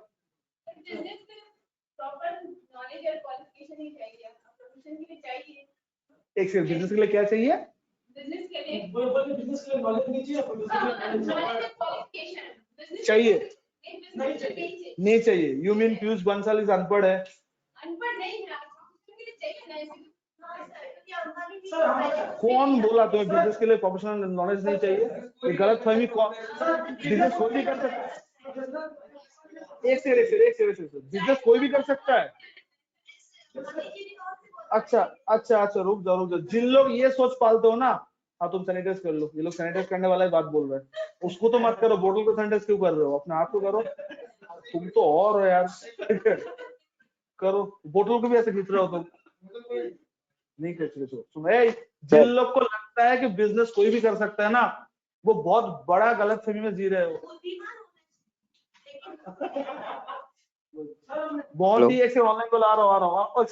वेट गाइस, मैं बता दे रहा हूँ आप लोग को, जो लोग का ये सोच है कि बिजनेस के लिए कोई प्रॉपर क्वालिफिकेशन का दरकार नहीं है, anyone can do the business, और प्रोफेशन के लिए क्वालिफिकेशन होना चाहिए। चलो मैं प्रोफेशन के लिए डिनाई नहीं करूंगा, यस आपको चाहिए, डिग्री चाहिए, बट बिजनेस के लिए नहीं चाहिए, ये अगर सोच है बहुत गलत सोच है। हाँ ऑनलाइन आ रहा हूँ, मैं क्यों गलत बता रहा हूँ, ऑनलाइन पे बताओ, कोई कुछ बोल रहा है? यस बोलिए। तो बिजनेस सर होता है एक्चुअली गुड्स और सर्विस प्रोवाइड करता है, एंड प्रोफेशन इज तो सर्विस को करते हैं। डॉक्टर कौन सा sharing गुड्स बेचता है? you are डॉक्टर तो सर्विस दे रहे हैं ना? हाँ तो डॉक्टर सर्विस दे रहे हैं तुम्हें। वैसे professions is the persons those have skills, means अपना कुछ प्रोफेशन को स्किल्स सर प्रोवाइड करता है as a service. All done, मजा आया? सर बिजनेस मींस अच्छा बोलो, ऑनलाइन पे काफी आंसर आ रहा है, बिजनेस प्रोफेशन आ रहा है। Sir business means for example if चाय वाला doing business, it was business sir. Business means anything is business sir. चाय वाला डूइंग बिजनेस, ओके फाइन। आप लोग मोदी जी को रेफर नहीं कर रहे हो तो बोल दो भाई, पॉलिटिकली पंगा नहीं लेना है मुझे। अब यूपी के इलेक्शन चल रहा है। सुनो, तुम लोग को डेफिनेशन सिखाते पहले आओ। देखो, प्रोफेशन में सर्विस होता है, बिजनेस में भी सर्विस होता है, ओके? तो बिजनेस और प्रोफेशन में क्या डिफरेंस है? एक डॉक्टर क्या करता है? ओके, वोडाफोन क्या करता है? तो प्रोफेशन कौन सा हुआ? वोडाफोन का क्या हो गया? क्यों? सर्विस तो दे रहा है। क्या दे रहा है वोडाफोन? क्या दे रहा है? जियो क्या दे रहा है? भाई इंटरनेट है ही नहीं तो डॉक्टर को बोलो वीडियो कॉन्फ्रेंस करने के लिए, तो फंटूस वाला मूवी करना पड़ेगा। वो तार का वो दिखता था पुराने जमाने में जो कम्युनिकेशन था। हाँ जी, तो डिफरेंस क्या है बताइए? सुनो, बिजनेस में ना इनपुट एंड आउटपुट का एक फ्लो होता है, वो होता है बिजनेस। पहले आप लोग के लिए जानकारी के लिए बता दो, सोच दोनों में ही लगता है। अब ये हम लोग का एक स्टैंडर्डाइज फॉर्मेट है, जो स्कूल का पढ़ाई सोच है और रियलिटी का पढ़ाई बकवास है। इसलिए इंडिया में बिजनेसमैन पैदा नहीं होता है, एम्प्लॉय पैदा होता है, कि हम लोग का माइंडसेट ऐसा बनाता है। और बाहर कंट्री में इसलिए वो लोग बिजनेसमैन पैदा करता है, एम्प्लॉय नहीं। हम लोग जाकर फिल इन द ब्लैंक्स करते हैं। डेनमार्क का कोई प्रोजेक्ट एम्प्लॉय कहां से जा रहा है? इंडिया से। क्यों? डेनमार्क पे कोई एम्प्लॉयबिलिटी बनेगा ही नहीं। वो बोलेगा तू मुझे क्या पैसा देगा, हम तुझे खुद दे रहे हैं। वो करेगा। कुवैत में कहाँ का लोग काम करते हैं? कुवैती लोग कुवैत का कोई एम्प्लॉय नहीं बनते। पाकिस्तान का, इंडिया का, बांग्लादेश का और भी तरह तरह कंट्री का जाते हैं। क्यों भाई? क्योंकि हम लोग का सोच वही है, पढ़ोगे नहीं तो आगे बढ़ोगे, नहीं पढ़ोगे तो एम्प्लॉय बनोगे। कुवैती क्या सोचता है? पैसा क्या है? वो तो पानी की तरह है। हाँ सही है, वही लोग बोल सकते हैं पैसा इक्वल टू पानी। मजाक नहीं कर रहा हूँ। यहाँ पे लोग मर्सिडीज खरीदते हैं, अपने आप को शेर समझते हैं। उन लोग का मर्सिडीज गोल्ड का होता है। हाँ तो ये बात है। तो डिफरेंस कहाँ पे? डिफरेंस है भाई साहब सोच में। क्योंकि बिजनेस में क्या होता है, इनपुट आउटपुट दोनों का दरकार होता है। मतलब आप कुछ खरीद के कुछ बेच रहे हो, ये होता है बिजनेस। प्रोफेशन में आपको कुछ खरीद के बेचना नहीं होता है, आप अपना सोच को, आप अपना स्किल एबिलिटी को बेचते हो। उसके लिए बाजार से कुछ खरीदना नहीं पड़ता। एक डॉक्टर बाजार से क्या खरीदता है? मेडिसिन खरीदते नहीं, मेडिसिन प्रिस्क्राइब करते हैं। और जो मेडिसिन स्टोर होता है वो खरीदता है। तो मेडिसिन स्टोर होता है बिजनेस, और मेडिकल होता है प्रोफेशन। समझ में आया? आज आप इंजीनियर बन गए हो तो आप किस में रहोगे? प्रोफेशन में रहोगे। लेकिन आप सोचो आपको खुद का कंपनी खोलना है, जहां पे आपके तरह और इंजीनियर को हायर करोगे और क्लाइंट के प्रोजेक्ट उठाओगे। तो बाजार से आप क्या परचेस करोगे? इनपुट सर्विस जो इंजीनियर आपको देगा, और बेचोगे क्या? आउटपुट सर्विस जो क्लाइंट का रिक्वायरमेंट था। तो TCS is doing business, but कर रहे तो सर्विस भी वो लोग। Wipro is doing what? Business. BPO KPO जो भी हो उन लोग के पास, कर तो बिजनेस ही रहा है ना। विप्रो खरीदता क्या बाजार से? टैलेंट खरीदता है। हाँ, जो इंजीनियर वो हायर करेगा, जो कंसल्टेंट हायर करेगा, वो तो उसको तो खरीदना ही पड़ता है ना, उसको पैसा देना पड़ता है ना। बेचता किसको है? अपना क्लाइंट को। विप्रो डेल के लिए काम करते हैं, विप्रो एचपी के लिए काम करता है, कस्टमर वाला part, customer handling, support service वो लोग देते हैं। आज टीसीएस का तुम बैलेंस शीट चेक करोगे, करोड़ों का बैलेंस शीट बनता है। लेकिन उन लोग का अगर तुम वैल्यूएशन करने जाओगे तो कोई रियलिटी में एसेट दिखेगा ही नहीं। टीसीएस का ऑफिस विजिट करो, क्या दिखेगा? कंप्यूटर दिखेगा तुम्हें, because they are valuing the brain of the employ. लेकिन आज अगर आप कोई सीमेंट कंपनी का विजिट करोगे तो उसे बहुत कुछ मिलेगा तुम्हें। प्लांट मशीनरी में बहुत करोड़ों अरबों का मिलेगा, जो तुम रियलिटी में देख सकते हो। तो भैया ये डिफरेंस होता है हम लोग का। एक बिजनेस में हम लोग क्या होता है, इनपुट आउटपुट दोनों इन्वॉल्व रहते हैं। कुछ बेचना है, कुछ खरीदना है, उसके बाद। प्रोफेशन में चीज नहीं होता है। विराट कोहली क्या है? क्रिकेटर बाय प्रोफेशन है। तो क्या खरीदता है? बैट। स्पॉन्सर देते, खरीदता नहीं है वो। अगर खरीद भी लिया, हर रोज खरीदेगा, एक मैच एक बैट। और क्रिस्टियानो रोनाल्डो हर रोज फुटबॉल अपने घर से लेके आता होगा, फिर घर लेके चला जाता होगा। परसों हम लोग वही करते थे ना, अपना फुटबॉल लेके ग्राउंड में खेलते जाते थे, ठीक है। फिर ऐसा तो नहीं होता है ना। तो दे आर द प्रोफेशन। तो वो क्या बेच रहा है? अपने स्किल, अपना टैलेंट खरीद क्या रहा है वो? मार्केट से खरीदना नहीं है, वो अपने आप को बनाया इसलिए। तो भैया वो होता है प्रोफेशन। जो चाय वाला का एग्जांपल तेरा एकदम सही बात बोल रहे हो, बट एक्सप्लेन भी इस तरीके से करने। चाय वाला क्या खरीदेगा? वैसे चाय पत्ती, शक्कर, दूध, स्टारबक्स सब खरीदेगा, बेचेगा क्या? चाय बेचेगा। तो भाई हो गया उसका बिजनेस। बुद्धि में जा रहा है। तो सर बिजनेस का थॉट जो है, हर कोई बिजनेस करता है। पहले बात तो ये बहुत गलत बात है। हर कोई अगर बिजनेसमैन बन जाता है तो इंडिया में मिलियनर बिलियनर भर भर के रहता है, बट नॉट लाइक दैट। उसके लिए भी सेंस है, that is the business sense, जो कि किताब नहीं सिखाता हम लोग को, जो मार्केट में जाके सीखना पड़ता है। और अश्विनी ग्रोवर एक एग्जांपल दिया था अपना शार्क टैंक एग्जांपल में, कि भाई पढ़ाई में अच्छा हो मतलब बिजनेस में अच्छा हो, कॉन्सेप्ट ही गलत है। तो वो कोई कहा से रेफरेंस लिया था कि बोले कि 13 नोबेल लॉरेट मिलके एक कंपनी स्टार्ट किया था। नोबेल लॉरेट में था जिन लोगों को नोबेल प्राइज मिलता है, और कंपनी एक्सेल भी चला नहीं पाया। उससे कहने का मतलब भाई धंधा चलाना सबका बात का बात नहीं है। ये सब कुछ बोलने के बाद भाई साहब खुद ही भारत पे से हट गया है। अब जो लोग को सुनाया था वो लोग बहुत खुश होगा कि भाई देख मेरा लग गया, तुम मैंने बोला था ना तो धंधा नहीं बना पाऊंगा, तो तू ही हट गया भारत पे से। तो क्या बोले, जो है वो रियलिटी में है। अब स्कैम क्या क्या क्या आई डोंट नो, बट बात सही है। तो गाइस आप लोग जब भी कोई बिजनेस सेटअप पे ये सब चीज करने जाओगे ना, तो सबसे पहले आपको सबको सोचना होगा बिजनेसमैन की तरह, ठीक है। तो गाइस सुनो ध्यान से, इसको कैसे सलटाना है। आप आईसीए का एग्जाम में पहले सॉल्व कैसे करके सिखा देता हूँ, नहीं तो आप लोग के मन में एक डर रहेगा बिकॉज आप लोग एग्जाम से प्यार है, पैसे से नहीं है आप लोग का। ये बात तो मुझे पता चल गया है कि आईसीए में जितना स्टूडेंट आता है 80% don't mind, they are exam lover not the पैसा लवर। सुनो, पैसा लवर की एग्जाम लवर सच में। तो पैसे के लिए तुम क्या किया अभी तक बताओ, क्या सीखने से पैसा आ जाएगा? किए हो कोई भी कुछ? गाइस एक छोटा सा मतलब सवाल पूछ, अगर आप लोग बुरा ना मानो तो। आई थिंक हम लोग के एज इतना हो गया, सब सवाल बुरा नहीं मानना चाहिए। पूछे ऑनलाइन वालों तुम लोग से भी, प्यार होना चाहिए पैसे से। तो ऋषि कपूर साहब का एक मूवी आया था ना बहुत पहले का, क्या नाम था उसका, कर्ड्स बोल के डायलॉग होता है ना, क्या किसी ने क्या क्या बोलते क्या तुमने किसी से प्यार किया? फिर क्राउड बोलते हाँ किया, फिर वो बोलते मैंने भी किया। भाई मेरी उम्र का नौजवानों वाला जो गाना का जो ओपनिंग वाला था, आई होप वो गाना सुने हो आप लोग। तो अगर आप लोग का, मेरा क्वेश्चन आप लोग से ये, अगर आप लोग का पैसे से प्यार है तो पैसे के लिए कहाँ पे कितना इंतजार किया बताइए, फिर सुनते हैं आप लोग का पैसे का प्यार का कहानी, ठीक है। अगर प्यार पैसे से है तो पैसे के लिए कितना इंतजार किए तुमने? लोग प्यार में इंतजार करते हैं ना, 1 महीना भाई वो तो सैलरी हो गया, वो तो तुम्हारा जो जिंदगी करते हो उसका एक रेम्यूनरेशन करते हो। हाँ सर, ऑनलाइन पे कुछ बोल पूरा जिंदगी। जिंदगी सर, बात तो सही है यार, लोग बोलते हैं ना कि सच्चा प्यार पाना किस्मत का बात है, ये वो ये सब रोमांटिक डायलॉग सुने हो ना। तो अगर आपको पैसे से प्यार है तो पैसे के लिए कहाँ और कैसे इंतजार?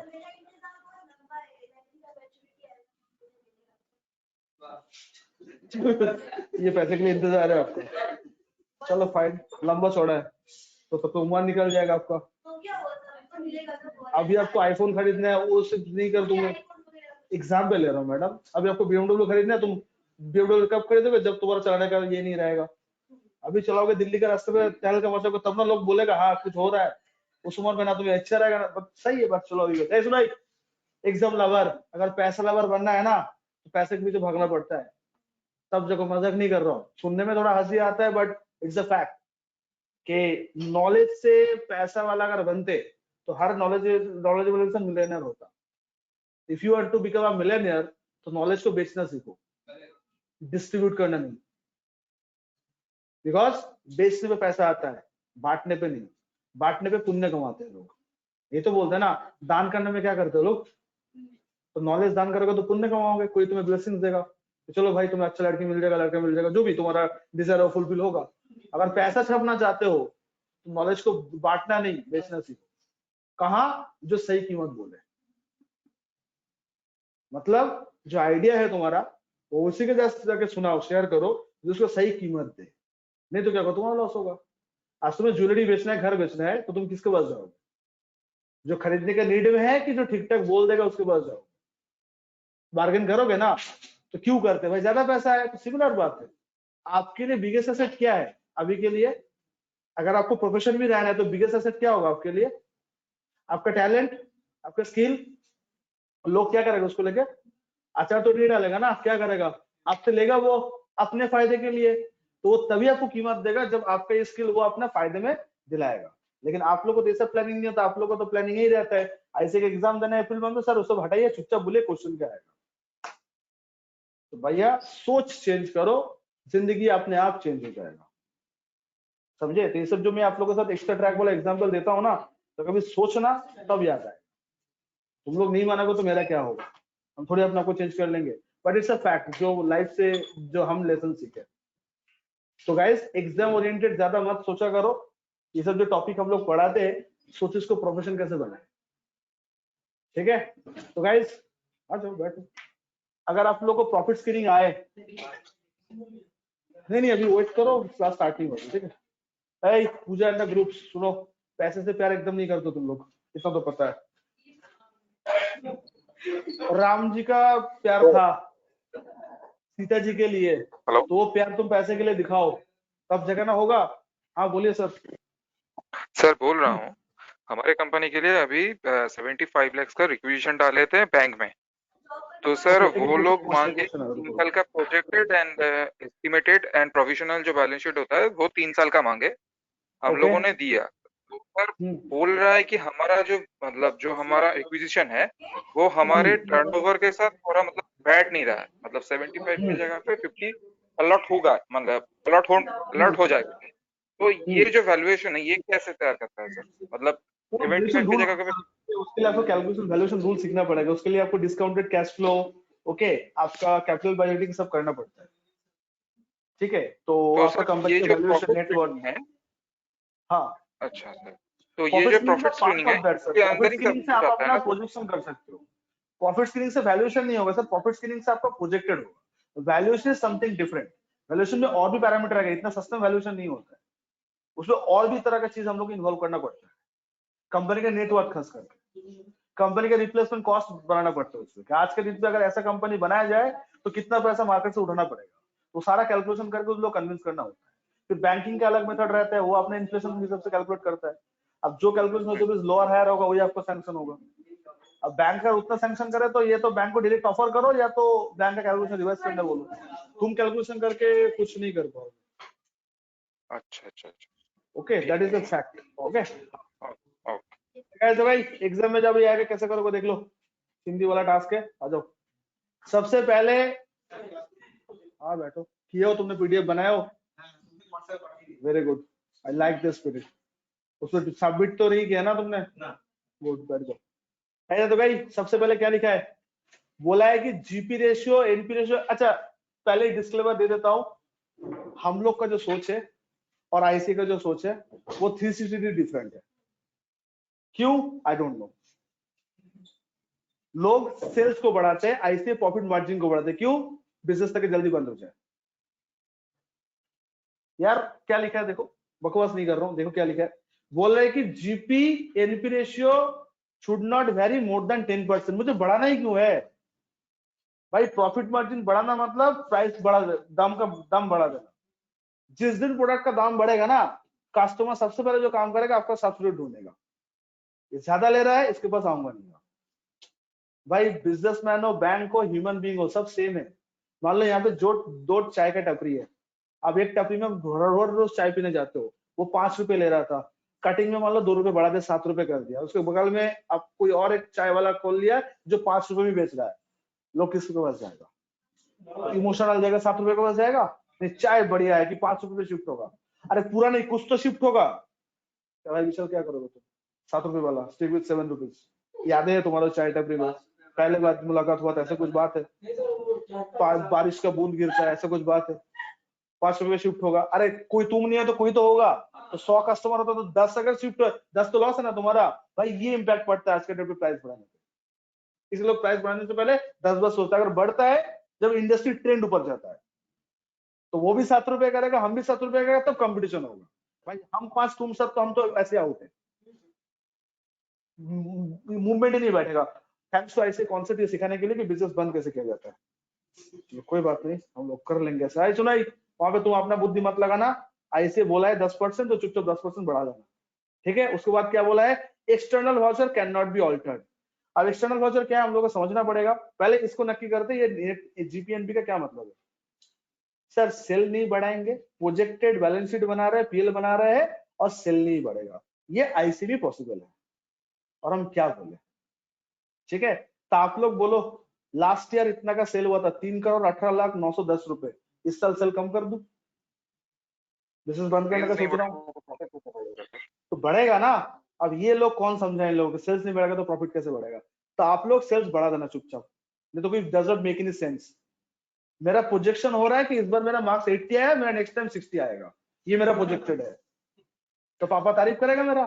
लगा हाँ बेटा अच्छा पढ़ाई कर रहे हो, तो भाई क्या समझे। एनीवे खैर जो भी हो, सुनो अब परसेंटेज कितना, हम लोग कुछ नहीं बोला है तो 20 to 25% ले लेना, बिकॉज महंगाई जिस रेट से बढ़ रहा है 20% को प्राइस तो ऐसी बेनिफिट आपको मिल जाएगा इन अमाउंट में, मतलब लोग नहीं बढ़ेगा, सिंस प्राइस बढ़ जाएगा तो सेल भी बढ़ जाएगा। तो 20 to 25 एवरेज आप कर सकते हो। आप बोलोगे कि मुझे 50% बढ़ाना है तो आप 50% प्रोजेक्टेड बढ़ा सकते हो, लेकिन उसके पीछे वैलिड रीजन होना चाहिए कि कौन सा बेसिस पे आप 50% बढ़ाने का सोच रहे हो।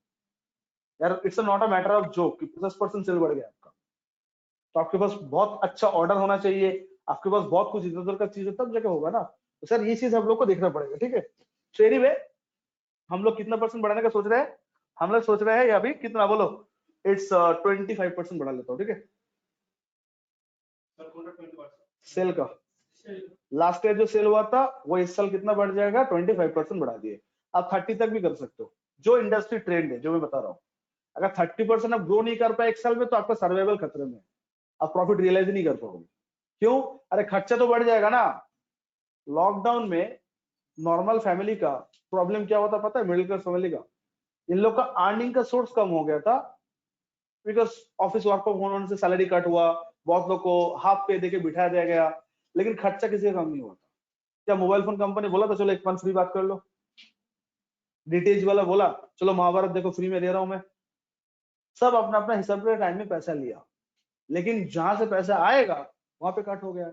ये तो दुनिया को पता है कि पैसा आने का सोर्स अगर कम होगा तो सर्वाइवल प्रॉब्लम है। तो आज अगर तुम अपना इनकम इंप्रूव नहीं कर पा रहे हो तो तुम्हारा सर्वाइवल खतरे में है, क्योंकि तुम्हारा सेल्स अगर नहीं बढ़ेगा, ग्रोथ अगर नहीं होगा, खर्चा तो अपना करेगा ना, तो खर्चे को तुम मीट नहीं कर पाओगे। तो अभी जो मार्जिन 30% कमा रहे हो अब वो 30% से माइनस होगा, तो 5% 10% तुम सर्वाइव कर पाओगे रिटर्न पे, तुम्हारे लिए मुश्किल हो जाएगा। तो 30% अगर ग्रोथ नहीं कर पा रहे बिजनेस में तो बहुत प्रॉब्लम है, तो मैगी के बिजनेस की तरह हो जाएगा। एक भाई आया था मैगी बेचने के लिए वहां पे, देखो वो वाला, हाँ मैगी बेचने वाला कॉन्सेप्ट लेके आया था। तो उसको अनुपम मित्तल ने एक सवाल, सिंपल सवाल पूछा कि जोमेटो में मैगी तुम लोग क्यों नहीं किए, स्विगी जोमेटो में क्यों नहीं किए। तो उसपे अमन गुप्ता बोल रहा है कि मैगी कितना भी अच्छे से बना लो वो एक केक बन जाता है 5-10 मिनट बाद, तो इसलिए मैगी गर्म हो खाना ही अच्छा है, बिकॉज जाके खाना, इसलिए ऑनलाइन ऑर्डर मैगी में नहीं होता है, तो केक की तरह बन जाता है। तो उन लोग को बोला कि तुम लोग रेस्टोरेंट का धंधा छोड़ दो, हो नहीं रहा है तुमसे, डायरेक्ट बोला था उसको मुंह पे, ठीक है। अब वो लोग बोलते हम लोग डिमोटिवेट नहीं कर, हम लोग उसको बचा रहे हैं। अब अपना अपना सोच होता है। अब देखो तुम गलत दिशा में हो जा रहे हो और मुझे पता है कि तुम गलत हो, तो मैं तुम्हें बढ़ावा दूंगा तो ये भी तो गलत है ना। अब हर एक का सोच है कि मैं मिलियनर बनूंगा, सही गलत थोड़ी पता होता है। एग्जाम में जब बैठते हम लोग ये सोच के बैठते कि फेल करूंगा, क्या बैठते हैं, रैंक ना आए एटलीस्ट 80% सिक्योर्ड आ जाए, पास कर जाए। लाइफ का जर्नी ऐसे होता है, जब पढ़ाई शुरू करोगे तुम्हें लगेगा I will be the topper, topper of the university, topper of the batch, topper of the college, like Kabir Singh. सारा टॉपर वही किया था ना। मुझे आज तक ये समझ में इतना दारू पीने के बाद तो कुछ भी दिखाते रहे मेडिकल प्रोफेशन में एकदम पूरा, ठीक है। चलो सब एक्स्ट्राऑर्डिनरी टैलेंटेड होता है, ठीक है, अब क्या बोले। तो गाइस लाइफ ऐसा नहीं होता, लाइफ हार्श होता है, ठीक है। सो सेल्स बढ़ा लिया हम लोग कितना, 25% यहाँ पे दिख दिए, 25 बढ़ाना पड़ेगा, हाँ या ना, कितना बढ़ाऊं, सेल्स 25 बढ़ाया तो ये भी 25 बढ़ा दूं, थोड़ा ज्यादा बढ़ा दूं, क्या बोलते हो सर। देखो 25 बढ़ाया तो 25 तक तो बढ़ना चाहिए, 25 से कम करोगे तो स्टॉक आउट हो जाने का चांसेस है। मतलब अगर फ्यूचर में बड़ा ऑर्डर आ जाए तो तुम फुलफिल नहीं कर पाओगे, तो ऑर्डर कैंसिल होना आपके लिए एक लॉस है। क्या लॉस? Opportunity loss. प्रॉफिट बना सकते थे बट बना नहीं पाए, अपॉर्चुनिटी लॉस ऑफ कोर्स। तो आपको थोड़ा सेफ जोन में रहना है। तो मेरा रिकमेंडेशन यही रहता है कि एटलीस्ट जितना सेल को बढ़ाए उतना प्रॉफिट बढ़ाओ, अगर उतना ना हो तो 5% ज्यादा भी कर सकते हो, कम मत करना। मतलब सेल्स अगर 25% बढ़ाए तो प्रॉफिट को 30% बढ़ा देते, अगर 30% ना हो तो एटलीस्ट 25 तो बढ़ा ही देते, मतलब इक्विवेलेंट कर देते। तो इनटू सॉरी मतलब 25 को, सॉरी 25 को एटलीस्ट बढ़ा देते, सॉरी प्रॉफिट नहीं 25 को। सेल्स अगर 25% बढ़ाए तो 25 को एटलीस्ट 25% से बढ़ाओ। मेरा रिकमेंडेशन है 30% करो। देखो अगर ज्यादा होगा तो स्टॉक रह जाएगा, कैरी फॉरवर्ड हो जाएगा, क्या दिक्कत है, मेरे पास सामान मेरा पड़ा रहेगा, आज नहीं तो कल बिकेगा। लेकिन अगर आप 20% से बढ़ा रहे हो 25 को तो आपके पास अगर कोई बड़ा ऑर्डर आ जाएगा तो आप वो ऑर्डर एक्सेप्ट नहीं कर पाओगे because of unavailability of the stock. और stock cancel mean order cancel हो जाना बहुत ही खराब होता है। खराब मतलब इंप्रेशन खराब होता है, कम्युनिटी में आपका नाम खराब होगा कि इसके पास सामान ही नहीं रहता है, ये बड़ा ऑर्डर करने का लायक ही नहीं है, तो कोई कॉर्पोरेट हाथ ही नहीं लगाएगा। तो इट्स अ फैक्ट होता है। आज कोई भी बड़ा ऑर्डर जब आता है तो लोग स्टैब्लिश दुकानदार क्यों ढूंढते हैं? आज मान लो यूनिलीवर को अपने डिस्ट्रीब्यूटर को मिठाई बांटना है, तो सबसे पहले हल्दीराम, भिकाराम, तिवारी इन लोग का अप्रोच करेगा। क्यों करेगा पता है? क्योंकि उन लोग को पता है ये लोग कैपेबल है, मेरा जो क्वांटिटी ऑर्डर होगा कैपेबल है। क्यों? बिकॉज ये लोग बहुत दिन से है, ये कोई राह चलते दुकान में ऑर्डर देगा, उसको पता है ये फुलफिल नहीं कर पाएगा। क्वालिटी दूर की बात है, मेरा जो क्वांटिटी का दरकार है वो क्वांटिटी मीट नहीं कर पाएगा, उसको मटेरियल ही नहीं है, वो पैसे नहीं होता मटेरियल खरीदने का। आप मान लो तुम एक छोटा मोटा टेलर हो और मैं तुम्हें 1000 पीस शर्ट का ऑर्डर दे रहा हूँ, और सबको पता है काम में एडवांस नहीं मिलता है, अभी पूरा फुलफिल करोगे तो पूरा एक बार ही पैसा लेके जाना, वरना तुम नहीं और कर देगा। तो तुम्हें 1000 पीस शर्ट बनाने के लिए जितना रॉ मटेरियल का कपड़ा होगा वो कौन देगा? तो तुम्हारा जो सप्लायर है वो फ्री में देगा, वो बोलेगा पैसा तो फिर मान लो। तो कैश स्टिच बिजनेस होना चाहिए, ऑफकोर्स होना चाहिए। इसलिए हम लोग रिकमेंड करते हैं भाई स्टॉक ज्यादा करेंगे तो क्या दिक्कत है, बी ऑप्टिमिस्टिक, रहेगा तो रह जाएगा। अच्छा, तो कैरेज भी बढ़ेगा तो परचेज बढ़ेगा तो कैरेज भी बढ़ेगा और वेजेस भी बढ़ेगा, इससे तो रिलेटेड है ना, तो बढ़ा दिए। गाइस लास्ट ईयर का जो क्लोजिंग स्टॉक है इस साल क्या हो जाएगा हम लोग का? और मार्जिन को क्या बढ़ाने बोला? 10% बढ़ाने बोला। मेरा रिकमेंडेशन है मार्जिन को एकदम मत बढ़ाओ। मार्जिन मतलब परसेंटेज, कितना पैसा अर्न करोगे आप, तो मार्जिन को आप 1 पैसे भी मत बढ़ाओ। आप लोग क्या करोगे? Gross profit divide by last year का सेल, ये होता है जीपी मार्जिन। ये क्या होता है दोस्तों? This is the GP margin. It can not be altered. इसको ऑल्टर आप मत करिए, इसको सेम रखिए। इनटू क्या करोगे? करंट ईयर का सेल। अब मैजिक देखोगे, जैसे मैं एंटर करूंगा देखो मेरा जीपी बढ़ गया। देखो क्या हमने मार्जिन को बढ़ाया है? पूछते हैं हम, देखो फॉर्मूला को नोटिस करो बॉयज एंड गर्ल्स, क्या हमने मार्जिन इंक्रीज किया है? नहीं, मार्जिन सेम रखे, फिर मेरा क्या बढ़ गया? जीपी बढ़ गया। क्यों? मेरा जीपी कैसे बढ़ गया? क्योंकि मेरा सेल्स बढ़ गया था। तो बच्चे को पता है कि सामान ज्यादा बेचोगे तो प्रॉफिट ज्यादा होगा, मार्जिन को बढ़ाने का दरकार नहीं है, सेल्स को बढ़ाओ। इसलिए आज हर एक बिजनेसमैन का मोटो होता है लोगों को जोड़ो, पैसे अपने आप जुड़ेगा। Connecting India, connecting people, Nokia का तो टैगलाइन यही था, नोकिया कनेक्टिंग पीपल। लोगों को जोड़ो, रेवेन्यू अपने आप बढ़ेगा। लोगों को जोड़ना मतलब सेल्स ज्यादा करना। वो तुम्हें जा रहा है? Yes no? तो सिंपल है यार, जीपी बाई लास्ट ईयर का सेल। तो क्या आ गया मेरा? GP margin. तो दोस्तों जीपी मार्जिन इनटू सेल होता है जीपी। तो मुझे जीपी मार्जिन नहीं चाहिए, मुझे जीपी चाहिए। तो जीपी मार्जिन को सेल से मल्टीप्लाई करोगे तो क्या आ जाएगा आपका? जीपी आ जाएगा। तो जीपी दिख गया। बुद्धि में गया सब लोग को? Yes no?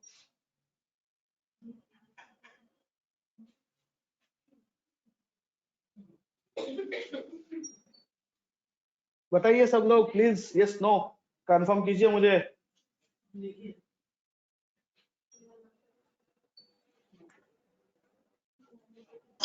सर एक बार फिर से समझा दीजिए ना। कौन सा जीपी? हाँ सर, ये अभी जो बताया ना जीपी मार्जिन वाला। रिजवाना, जीपी मार्जिन मतलब तुम एक सामान बेच के कितना परसेंटेज अपना प्रॉफिट रखते हो, कितना टका प्रॉफिट तुम्हारा होता है।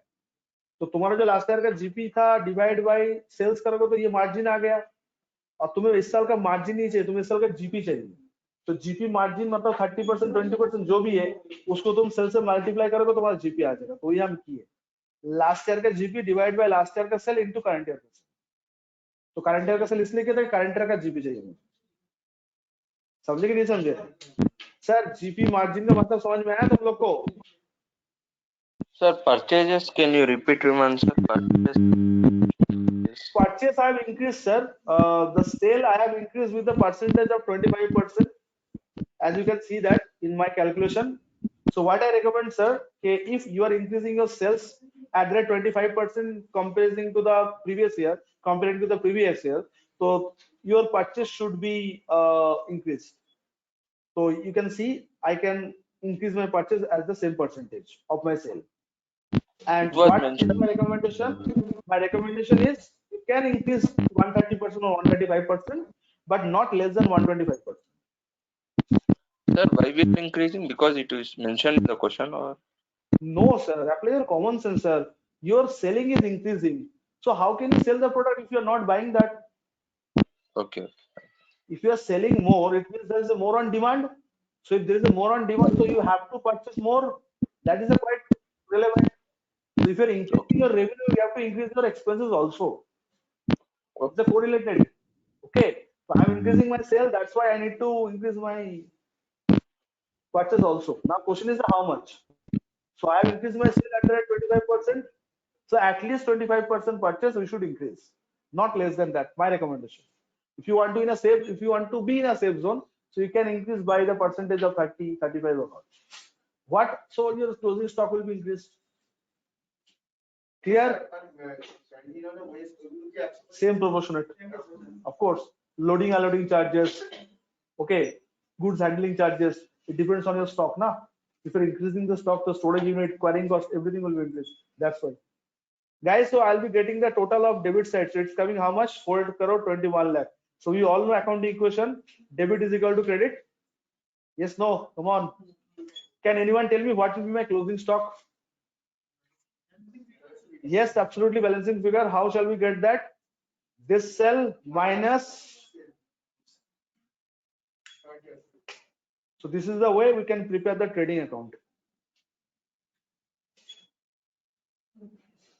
Every one of you getting this? So this is the first part. We have done it. Second part I will be doing on the next class. Okay, and I'll be sharing this question along with the WhatsApp group.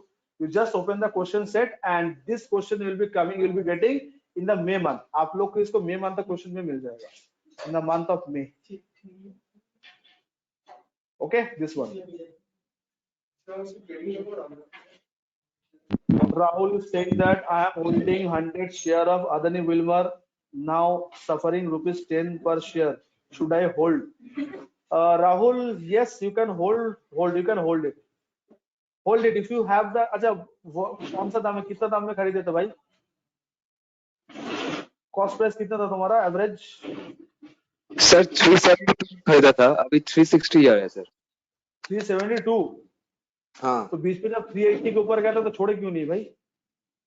Sir मैं सोचा था कि long term Ukraine war के लिए sir. अभी long term सोच लिया ना, ये चीज के लिए मैं पूछा था तुम्हें.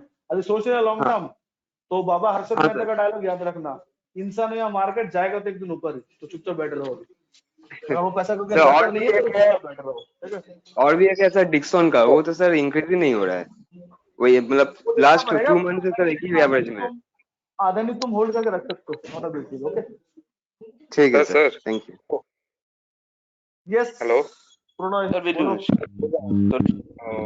ये जो आप बोले पर ये क्रिप्टो के लिए भी सर मतलब एप्लीकेबल है? नहीं, वो क्रिप्टो फालतू चीज है, उसके लिए एप्लीकेबल नहीं है. ठीक है, वो कहाँ लेके जाएगा किसी को नहीं पता. ठीक है भाई, उसका कोई बेस ही नहीं है. शेयर का तो बेस होता है कंपनी का वैल्यूएशन. क्रिप्टो में किसका वैल्यूएशन करूंगा बोलो? अब इलॉन मस्क का वैल्यूएशन तो बिटकॉइन का वैल्यूएशन नहीं होता. वैल्यूएशन हो गया है तो सर बिटकॉइन का भी जो वैल्यूएशन हो गया तो किस बेसिस पे हो गया सर? लोग खरीद लिया जाता है. इलॉन मस्क खरीदा, ये सब जायंट जो होते हैं लोग ने खरीद लिया, बढ़ा दिया. अब इलॉन मस्क का तो नेटवर्क में उसके साथ कंपेयर नहीं कर सकता हूँ ना. Adani ka, we can predict because Adani is in business of commodity by the group, so we can hold, we can sell as per our calculation. But how can I predict Dogecoin? How can I predict Bitcoin? We don't know. Okay, who is the influencer? There's lots of things are there. Crypto, according to me, crypto is totally predicted, but मुझे आज तक उसका valuation समझ में नहीं है. Sir I took CSC also, but मतलब CSC बहुत ये भयंकर सर गिर रहा है. उसका कोई सर ग्रोथ ही नहीं दिख रहा है. पावर सेक्टर में कभी मत जाना. पावर सेक्टर को टच करोगे फिजिकली या वर्चुअली, झटका जब लगेगा बहुत जोर से लगेगा. बिजली का तार ना, पावर सेक्टर, उसको जितना अनटच करोगे पावर सेक्टर को उतना दूर रहा करो. अगर पावर सेक्टर में करने का टाटा पावर उठा लो. टाटा पावर 209 तक आ गया था, अगर उठा ले तो अभी 230 तक आसपास जा रहा है. आपको प्रॉफिट. हाँ, टाटा पावर सर मैं मार्क करके रखा हूँ सर. टाटा पावर को लेने का मन है. बाइंग तो आया था. आज फ्री एडवाइस दे रहा हूँ, अगर रशिया यूक्रेन अगर स्टैग्नेंट हो जाता है, रशिया अगर पूरा एक्वायर करके थोड़ा अगर शांत होता है, एसबीआई उठा लो 460 के आसपास जितना मिले. 500 तक जाएगा ही जाएगा। टाटा पावर, एसबीआई उठा लेना। एसबीआई, ओके हाँ ठीक अभी है नहीं, सर। देख लेना कल अगर मार्केट हाँ। गैप अप करके ओपन करते हैं तो फिर खत्म, और कल मार्केट फिर गिराने का ट्रेंड करे तो 450 460 इस रेंज पे हो जाए तो धीरे धीरे उठाना चालू करना, बिकॉज वार थम जाने के बाद सबसे ज्यादा इम्पैक्ट इन लोग के ऊपर ही आने वाला है। देखो ठीक है सर सर। कौन सा सेक्टर में आएगा सर? एक तो बैंकिंग बता दिए सर, बैंकिंग हो गया, और बैंकिंग बैंकिंग बैंकिंग पे फोकस सिर्फ करो, अभी बैंकिंग? आईटी को फोकस मत करो। आईटी थोड़ा सा ये है, और हो सकता है कमोडिटी में शिफ्ट कर, अगर आपका एमसीएक्स परमिशन है तो एमसीएक्स में कर सकते हो, सिल्वर का गोल्ड का जो फ्यूचर ट्रेडिंग होता है, बट थोड़ा समय करना है उसका, तुम्हें प्राइस भी ज्यादा लगेगा। एसबीआई अभी मेरा रिसर्च करने से एसबीआई है, ठीक है एसबीआई का है अभी, एसबीआई का ही है। हाँ बाकी टाटा पावर तो दिया था, अभी वो थोड़ा सा ऊपर चला गया, 209 206 जब आया था that is the perfect price. Tata Motors ले सकते हो 480 के आसपास, 460 के, 400 क्या, वो तो 420 के आसपास आ गया, थोड़ा होल्ड कर दो, टाटा मोटर्स भी तुम्हें मौका देगा बाय करने का, ठीक है। ठीक है। चलो guys, see you on the next Sunday, okay, thank you so much.